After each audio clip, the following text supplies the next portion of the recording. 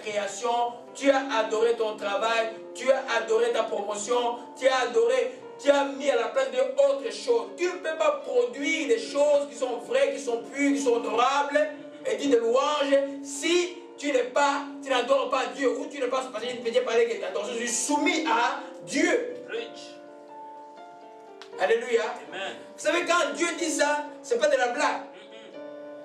C'est pas quand vous voyez quelqu'un qui est rapporteur. Mais là, tu peux définir idolâtrie autrement. Tu peux définir par les feuilles.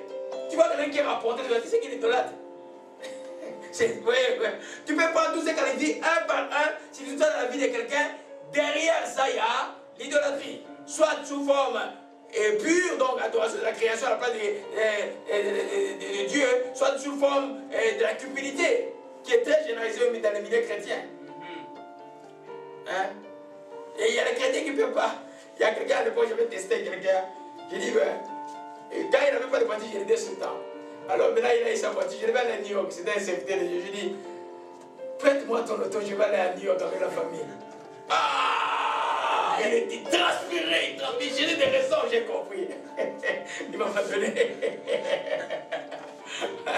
Amen. Amen. Parce que l'attachement au bien, c'est une forme idolâtrie. Alléluia. Amen. Donc, toutes sortes de raisons que vous voyez ici dans la vie de quelqu'un. Tu peux observer quelqu'un qui est favorable. À l'origine, la personne n'est pas connectée à l'idolâtrie. La personne adore autre chose à la place de Dieu. Alléluia. Amen. C'est quoi le texte de sagesse? Je vous ai donné ça la fois passée, vous n'avez pas, mais ceux qui sont. Qui a amené sa feuille que j'ai donnée là? La Bible de Jérusalem. Je vais le lire rapidement. J'ai trouvé des écrits très. Amen. Et il dit au verset 12, l'idée de faire les idoles a été à l'origine de la fornication. L'ère découverte a corrompu la vie. C'est différent de ce que vous venez de voir. C'est la même chose. Amen. C'est quoi le chapitre? Et sagesse, chapitre 13, chapitre 14, verset 12. Alléluia. Amen. Alors nous, j'ai lu aussi à partir du verset 23. Oh, mes faits sont un peu mêlés. Amen. Et tout simplement que nous ne pouvons pas dire que moi je vais être cupide, j'adore autre chose que Dieu, j'aime plus telle chose que Dieu et que je vais produire les œuvres de Dieu. Non. Parce que les adorateurs de Dieu sont attachés à Dieu.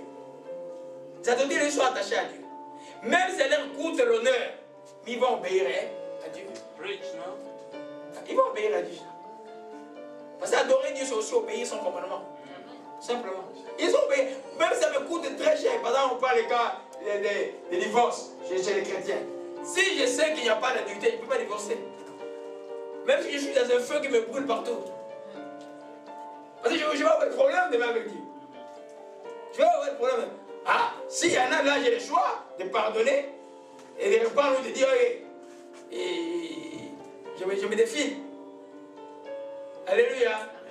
Mais il faut au moins aimer Dieu au point de mourir pour lui. C'est-à-dire que si c'est ce que Dieu permet, si Dieu me dit ça, si c'est Dieu qui permet, si Dieu le permet, moi je vais être attaché à Dieu. Et c'est ce qui marque beaucoup aux chrétiens aujourd'hui. Alléluia. Amen. Amen. Ça c'est la première chose. Et nous voyons aussi que, je voulais dire quelque chose que j'avais écrit hier, quand on n'est plus connecté à Dieu, c'est la chair qui domine. Parce qu'un vrai adorateur à Dieu marchera selon l'esprit tous les temps. Amen. Parce que Dieu adore Dieu comment? En esprit et en vérité. Tu marcheras selon l'esprit, selon l'amour, selon la joie, selon la patience, selon la bénédiction, selon la maîtrise de soi. Des fois ça va être dur, mais tu y marcheras parce que tu sais que ceux qui ont marché selon l'esprit ont crucifié la chair. Amen. Alléluia. Amen. Donc, si tu n'es plus connecté avec Dieu, la chair est bon, mais elle sort là, elle est là. Je vous ai toujours dit, la chair n'est jamais morte. Hein? Elle est là. Quand on marche selon l'esprit, elle n'a plus de pouvoir. Quand on ne marche plus selon l'esprit, la chair prend les devants. Alléluia. Amen. Amen. C'est pourquoi, quand tu es connecté avec Dieu, la chair n'a plus de pouvoir. Alléluia. Quand tu désires ton travail ou ton amour pour quelqu'un, ou ton attachement à chose devient plus grand au point, surtout dans le business, si tu es chrétien dans le business, tu dois être quelqu'un qui a un oreille de prière régulier parce que le business, il y a beaucoup de tentations. Il y a beaucoup de business, il y a beaucoup de tentations. Tu fais affaire, le négoce, tu fais affaire avec les non-croyants. Et toi, tu es comme la lumière de Christ. Tu dois pouvoir, je ne dis pas, je ne dis pas que les chrétiens doivent faire des affaires. Les chrétiens doivent faire des affaires, qui font des affaires très prospères. Mais c'est eux qui viennent donner la lumière dans ces milieux-là. Alléluia. Amen. Alors, il faut te connecter avec Dieu. Alléluia. Amen. Amen. Donc, c'est pourquoi Romains 8, verset 28, on venait de lire, encore dire simplement ceci. Je lis rapidement. Comme ils ne se sont pas souciés de connaître Dieu, Dieu les a livrés à leur sens reprouvé pour commettre les choses indignes. Amen. Et ma soeur, dans ta version de la Bible, qu'est-ce qui est écrit, le verset 28? Relis-moi ça rapidement. Comme ils ont refusé de connaître Dieu, Dieu les a abandonnés à leur intelligence déréglée et ainsi ils font ce qu'ils ne devraient pas. Amen. C'est nous qui devons nous soucier à connaître Dieu. Ce n'est pas Dieu qui va nous chercher là. Amen. Dieu nous a déjà cherché une fois, il a envoyé son propre fils mourir pour nous. C'est nous maintenant qui devons chercher à découvrir le fils, à découvrir le Père. Qu'est-ce que Dieu nous a donné par le fils? Alléluia. Amen. Donc ça c'est la première conséquence de l'idolâtrie. La deuxième conséquence avec l'idolâtrie, je vais passer d'abord au troisième et puis je vais prendre le deuxième après. Amen. Je vais passer le troisième et plus fort. Amen. Et je vais revenir au deuxième parce que c'est beaucoup plus pour ceux qui sont dans les ministères. Je vais revenir pour ça. Amen. C'est la séparation définitive avec Dieu et la mort éternelle. Tu dois savoir si tu es idolâtre. Tu es cupide, tu ne verras pas Dieu. Amen. Alléluia. Amen. Commençons par les textes que mon fils Moïse aime beaucoup, les textes d'Apocalypse. Amen. Amen. Alors dans les textes d'Apocalypse 22. Amen. Apocalypse 22. Verset 15.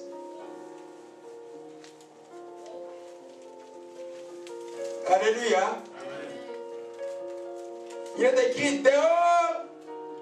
Non, je voulais commencer d'abord par un texte Apocalypse chapitre 9. Un instant, je vais lire quelque chose que j'ai écouté ce matin qui m'a frappé dans ça là. On va revenir sur ce texte là.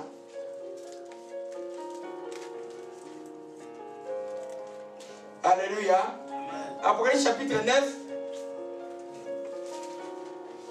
À partir du verset 20, les autres hommes furent tués par les fléaux qui se répandirent près des œuvres de leurs mains, de manière de ne point adorer les démons, les idoles d'or, d'argent, d'airain, de pierre, de bois, qu'ils ne peuvent ni voir, ni entendre, ni marcher.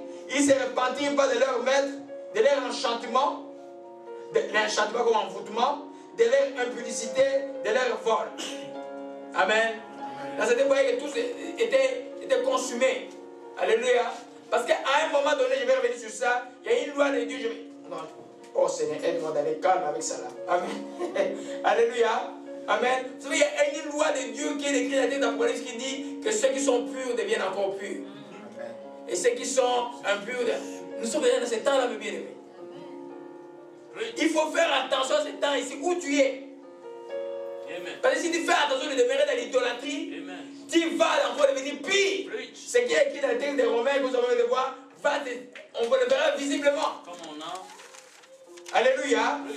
Amen. C'est pourquoi les enfants de Dieu, il faut qu'on se fasse vraiment violence de nous redresser le plus rapidement possible. Alléluia. Amen. Amen. Apocalypse 22, verset 15. 22, verset 15. Alléluia. Donc, tu peux nous lire cela. 22, 15. Dehors les chiens, les magiciens, les débauchés, le meurtrier, les idolâtres et quiconque aime et pratique le mensonge. Moi, Jésus, j'ai envoyé mon ange pour vous attester ces choses dans les églises. Je suis le rejeton et la postérité de David, l'étoile brillante du matin. Amen. Amen. Dehors les chiens. Dehors, ce n'est pas les chiens, les animaux là. On va parler de ça un autre jour. Ce n'est pas les chiens, les animaux. Ah, c'est des pervers, ça. Amen. Ce n'est pas les chiens, les animaux, c'est déjà que l'esprit de perversion. Alléluia. Mais dehors, les idolâtres, dehors d'où? De la Nouvelle Jérusalem. Amen. En d'autres termes, c'est comme on dit dehors du ciel. Alléluia. Quand tu es idolâtre, tu ne verras pas Dieu. Tu ne verras pas Dieu. Tu seras totalement séparé de lui. Il faut faire attention. Mais quand vous voyez, vous voyez des gens où tu comptes avec un bouddhiste et tout ça, parlez de toutes ces choses. Parce que les bouddhistes, ils embrassent tout. Ce qui est bien avec le bouddhiste, il va dire oui à tout. Mais amenez la sétesse qui les touche plus. On va parler un peu quand je vais donner des trucs, comment amener un bouddhiste au Seigneur, tout ça. C'est différent. Tu ne peux pas amener un musulman au Seigneur comme tu amènes un bouddhiste. Le bouddhiste, il va te dire oui, il va dire même amène quand il va prier, mais il va retourner avec son Bouddha à côté. C'est plus compliqué avec les gens. Ils sont réceptifs, mais c'est plus compliqué avec eux. Alléluia. Amen. Alors, 1 Corinthiens 10, verset 7. 1 Corinthiens 10, verset 7.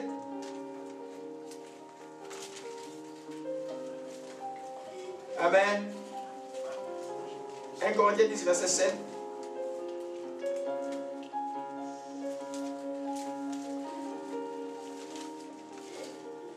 Alléluia.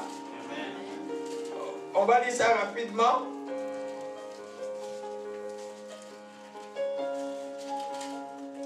Alléluia. Ne devenez point idolâtres. Paul est en train de répéter tout ce qui s'est passé avec les enfants d'Israël. Il a eu au point d'idolâtrie. Il dit, ne devenez pas idolâtres comme quelques-uns.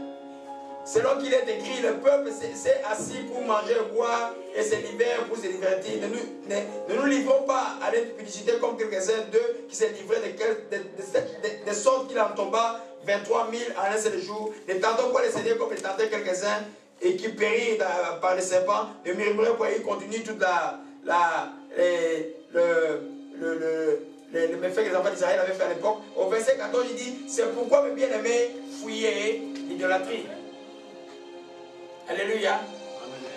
Amen. On va voir ça à la fin, mais fuir là, ce n'est pas négocier là. Amen. Mais comment tu peux fuir quelque chose qui est déjà en toi? C'est en se séparant de ça. C'est pas, tu dois savoir qu'à un moment donné, si ça la cupidité, tu dois te repentir et répudier la cupidité. Vous savez, le premier pas de se libérer de la cupidité, c'est donner. Ça va être lourd la première fois, tu dis je donne quand même. Deuxième fois, troisième fois, quatrième, ça devient comme tu vas ça. Amen. Il y a cette liberté qui arrive seulement quand tu poses des actes. Amen. Je ne parle pas seulement de donner les offrandes, je parle de donner, aider quelqu'un, être disponible, être au service de quelqu'un. Pareil, ton temps ne le permet pas. Alléluia. Amen. Donc, je reviens sur l'enseignement. La séparation définitive avec Dieu. Amen. Parce que quand l'idolâtrie n'a pas de frein, c'est vraiment le texte de la politique. Ceux qui sont purs se purifient encore, se sanctifient encore. Ceux qui sont pervers sont encore dans la perversion. Nous sommes dans ces cas. Un idolâtre, vous allez voir que les idolâtres que vous avez connus sont encore dans le moment, ils sont encore dans le plus bas. Amen. Il arrive, bon, on lui dit que Dieu n'est pas Dieu. Bon, Dieu c'est, je sais quoi, c'est Maestri, il y a des histoires comme ça là. Et puis après, Maestri, on dit non, Maestri a dit à pour avoir un pouvoir, hein, tu dois sacrifier ton enfant. Ok, et puis sacrifier l'enfant, et pour avoir un pouvoir, il faut que ton enfant devienne comme ta femme. Et puis, ça n'a pas de fin la perversion du diable, parce que le diable est le maître de la perversion. C'est pour un moment donné dans la vie, il faut savoir les limites de ta vie. Aujourd'hui, par exemple, je prends l'esprit du monde, je reviens encore sur la mort que j'ai enseigné la fois passée. Si tu ne sais pas mettre une limite à ta mort de là, tu n'auras pas de fin. Je vous dis que quand je suis arrivé dans ce pays ici, les pantalons que les femmes portent là étaient pour les prostituées en 90. Et puis aujourd'hui là, c'est tout le monde qui les porte. Ils ne sont même pas gênés. Et dans les églises, vous voyez encore les gens qui chantent. Et puis après, ils chantent et puis mais ça ne marche pas là. L'aveuglement du diable.